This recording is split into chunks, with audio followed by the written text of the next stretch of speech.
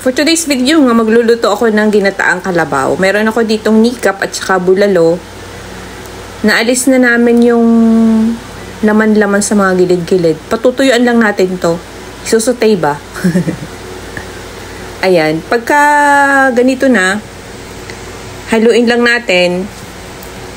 At syempre, ito yung nakakapagpalambot, yung tinidor. At habang pinapatitian ko yung kanyang tubig, kukuha muna ako ng fresh na sili sa harapan ng bahay.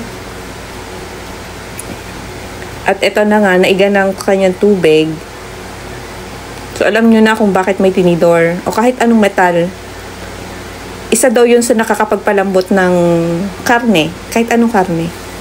Lalo na ang baka, kalabaw, kambing. Sila kasi yung mga matitigas yung mga laman. Matagal palambutin. Gisa muna natin sa sibuyas at bawang.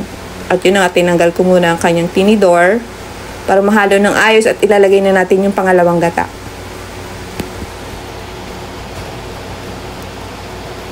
Haluin at hintayin nating maiga dun sa ating pangalawang gata.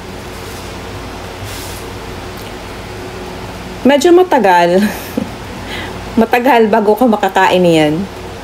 At lalagyan na din natin ng luya. Papaalis ng anggo. Anggo, ewan ko sa ibang ano, pero sa Tagalog, anggo, maanggo. Yun yung ano kasi ng mga baka, kambing, kalabaw, maanggo kasi sila. Gina natin ng asin, paminta, pampalasa. Lalagyan na din natin ng kaunting tubig. Dahil naiga na siya at medyo matigas pa rin ng kaunti. Lagyan ko na din ng tanglad o lemongrass. Ayan, at naiga na nga yung tubig na inilagay ko. Lalagay na natin yung pangalawang, yung unang gata. Na meron na siyang mga sibuyas, bawang, at yung sariwang sili na nakuha ko sa harapan. Haluin natin.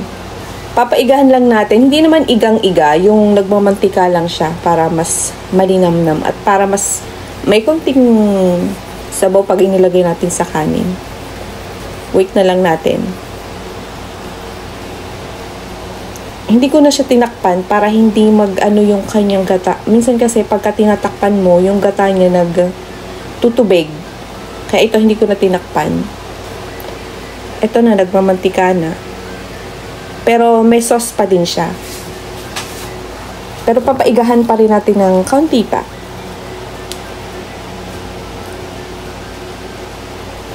May laman yung kanyang buto-buto.